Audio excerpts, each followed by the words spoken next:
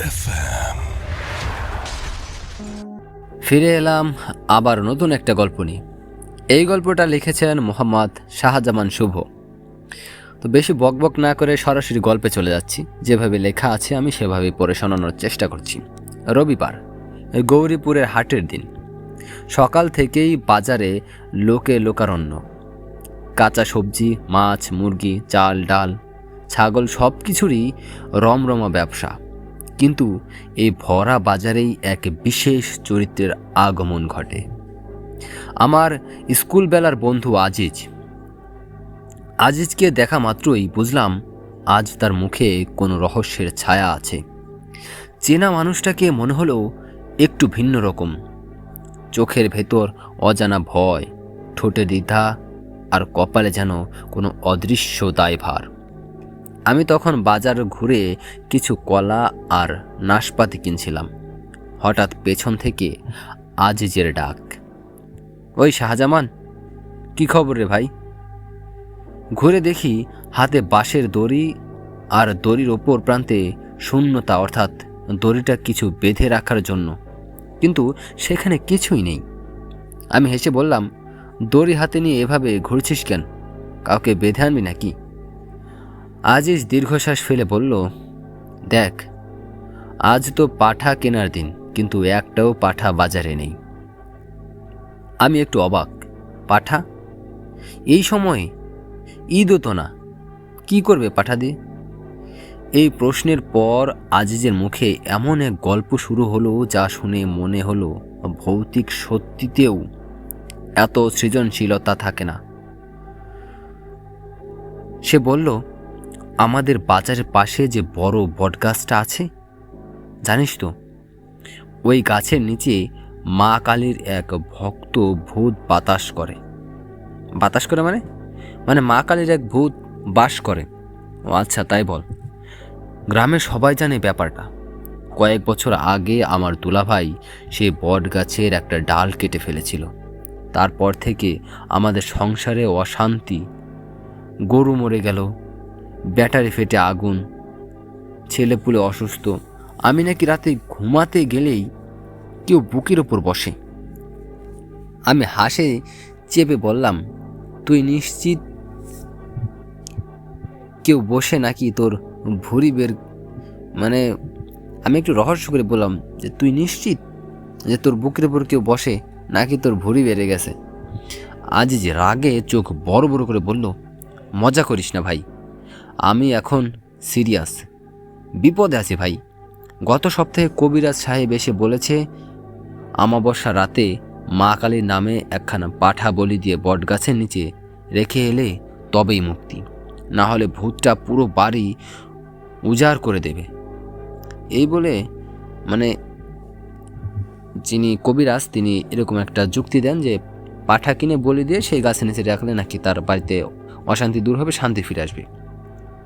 তো এমনভাবে নিঃশ্বাস ফেলল যেন পৃথিবীর শেষ পাঠাটাও তার ভাগ্যের সঙ্গে হারিয়ে গেছে। আমি বললাম, তাহলে তুই তো ভূত মুক্তি প্রজেক্টে নেমেছিস? সে এক গম্ভীর মুখে মাথা নাড়ালো। ঠিক তাই, আজ সেই প্রজেক্টের বাস্তবায়নের দিন। তার মুখের এমন অদ্ভুত আত্মবিশ্বাসে আমি হেসে ফেললাম। মনে মনে ভাবলাম, আজিজের মতো লোকজনই হয়তো আধুনিক যুগেও কুসংস্কারের ঘরে বাতি জ্বালায়। আমি জানতে চাইলাম, বলি তো, তোরে ভূতটা কি সত্যি মা কালীর ভক্ত? সে বলল, অবশ্যই। সবাই বলে সে একসময় খুব ধর্মপরায়ণ ছিল, মন্দিরে মোম জ্বালাতো, পূজা দিত। মৃত্যুর পর আত্মাটাও সেই বটগাছের আশেপাশে ঘোরাফেরা করে। আমি বললাম, তাহলে তো ভালো। এমন ভক্ত ভূত পেলে আশীর্বাদ পাওয়ার কথা, ভয় নয়। আজিজ গম্ভীর গলায় বলল, তুই বুঝবি না, ওটা ভক্ত ভূত, কিন্তু রাগী। আমি হেসে ফেললাম। রাগী ভূত আর রাগী বউ দুজনের সঙ্গেই সাবধানে চলতে হয়। তোর তো অভ্যাস আছে। সে গম্ভীর থেকে গম্ভীরতর হলো। ভাই, মজা করিস না, আমি তো আসলেই ভুগছি। কবিরাজ সাহেব বলেছে যদি পাঠা না দেই তাহলে ভূত আমার দুলাভাইয়ের বদলে এখন আমাকেই ধরবে। আমি তখন জিজ্ঞেস করলাম, পাঠা কেনার বাজেট কত রেখেছিস? সে বলল 15,000। আমি বললাম, আরে এত টাকা দিয়ে ভূতকে খাওয়াবি? ওই টাকায় বরং গরিব মানুষকে খাওয়াস, দেখবি সব অমঙ্গল দূর হয়ে যাবে। সে বলল, না না, ভূত এসব বোঝে না। আমি হাসতে হাসতে বললাম, তুই তো নিজেই এখন ভূতের মতো কথা বলছিস। আমার মনে হয় আসল পাঠা তুই নিজেই। আজিজ একটু চুপ করে থাকলো, তারপর বলল, তুই যাই বলিস, আমি আজ পাঠা না পেলে কালকে বিপদে পড়ব। আমি বললাম, চল চা খাই। আমরা দুজন চায়ের দোকানে বসলাম। দোকানদার আমাদের দেখে বলল, দুইজন ভূত বিজ্ঞানী একসাথে, চা দেব? আজিজের মুখ লাল হয়ে গেল। আমি হেসে বললাম, হ্যাঁ ভাই, চা দিন, তবে চিনি একটু কম, একজনের মিষ্টতা বেশি। চা খেতে খেতে আমি একটু গল্প ঘুরিয়ে বললাম, আজিজ, মনে আছে স্কুলে আমরা ভূত ধরার খেলাটা খেলতাম? তখনও তুই ভূত ভয় বলতিস, ভূতে অনেক ভয়, আজও তাই। সে বলল, তুই তো পড়ালেখা করে বড়লোক হয়েছিস, এসব বুঝবি না। আমরা সাধারণ মানুষ ভয়ই পাই। আমি বললাম, ভয় পাওয়া খারাপ না, কিন্তু ভয়কে বুদ্ধি বানানোই সবচেয়ে ভয়ঙ্কর। সে চুপ করে রইল। আমি বললাম, দেখ আজিজ, বট গাছের নিচে একবার যাস, কিন্তু পাঠা নিয়ে না, ফুল নিয়ে যা।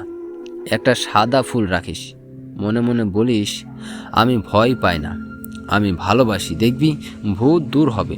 কারণ ভালোবাসার ভয় পায় এমন ভূত আজও জন্মায়নি। আজিজ কিছুক্ষণ চুপ থেকে বলল, তুই তো অনেক বড় কথা বললি ভাই, তবে পাঠা না কিনে কি কবিরাজকে মানানো যাবে? আমি বললাম, কবিরাজও মানুষ, তুই তাকে বোঝাস। ভূতের চেয়ে বড় সমস্যা হলো মানুষের মনের ভয়, সেটা দূর করলেই সব ঠিক। কথা শেষ হতেই পাশের দোকানে কেউ বলল, বাজারে পাঠা এসেছে। আজিজ দৌড় দিল। আমি হাসতে হাসতে পিছন থেকে বললাম, দৌড়াস না ভাই, ভূত তো তোর অপেক্ষায় আছে। কিন্তু কিছুক্ষণ পর ফিরে এসে সে বলল, সব পাঠা আগেই বিক্রি হয়ে গেছে, আজ আর পাবো না। আমি বললাম, দেখলি, মা কালী নিজেই তোর মুক্তির পথ বন্ধ করে দিলেন, তুই এবার বুদ্ধি ব্যবহার কর। আজিজ চুপচাপ বসে রইল, তারপর হঠাৎ হাসল, তুই ঠিকই বলেছিস ভাই, আসল পাঠা তো আমি ভয়, অজ্ঞতা আর কুসংস্কারের হাতে বলি হয়ে যাচ্ছিলাম, আজ থেকে আর না। আমি বললাম, বাহ, এখন তুই সত্যিকারের মুক্তি মানুষ। সেদিন বিকেলে আমরা দুজন বটগাছটার সামনে গেলাম। গাছটা দাঁড়িয়ে আছে শত বর্ষের গৌরবে, তার ছায়ায় এক অদ্ভুত শান্তি। আমি বললাম, দেখ, এখানে তো কোনো ভূত নেই, আছে শুধু প্রকৃতি। আজিজ দীর্ঘ শ্বাস ফেলে বলল, ভাই, সত্যিই বলি, এতদিন ভূতকে ভয় পেতাম, আজ নিজের অন্ধবিশ্বাসকে ভয় পেলাম। আমরা কিছুক্ষণ নীরব রইলাম, তারপর সে গাছের নিচে একটা ফুল রেখে ধীরে বলল, মা কালী, আমি ভয় নয়, বুদ্ধি চাই। আমি হেসে বললাম, এটাই তোর আসল বলি, অজ্ঞতাকে উৎসর্গ কর। সন্ধ্যা নেমে এলো।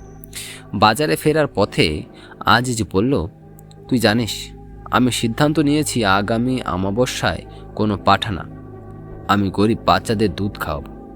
আমি হেসে বললাম, বাহ, ভূত মুক্তি প্রজেক্ট এখন মানব মুক্তি প্রজেক্টে রূপ নিল। আজিজ বলল, আর তুই আজ আমার কবিরাজ, তবে তোর ফি কত?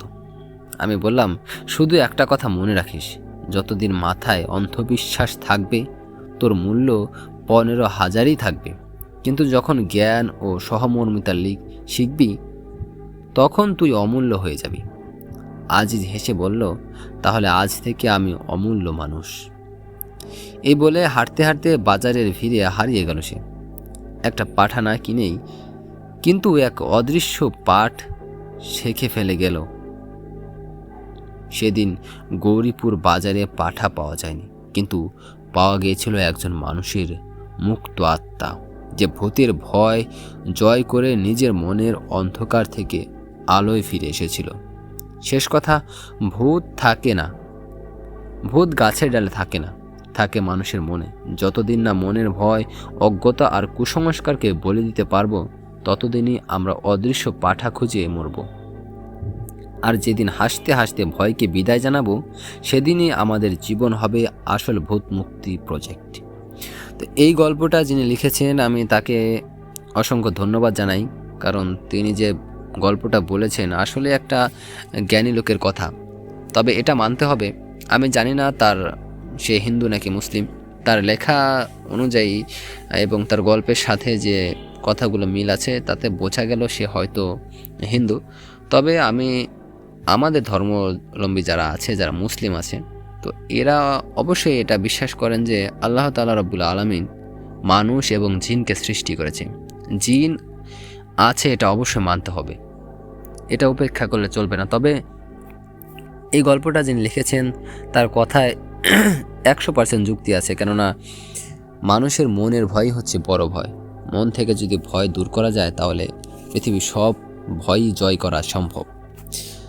তো আজকের গল্পটা এই পর্যন্ত ছিল। তা আশা করি আপনাদের ভালো লেগেছে এবং ভালো লাগবে। ভালো লাগার জন্যই এত কষ্ট করে গল্প তৈরি করা, আপনাদের শোনানো। তো আমি শেষবারের মতো আরও একটা গল্প বলে তারপরে বিদায় নেব আজকের এপিসোডে।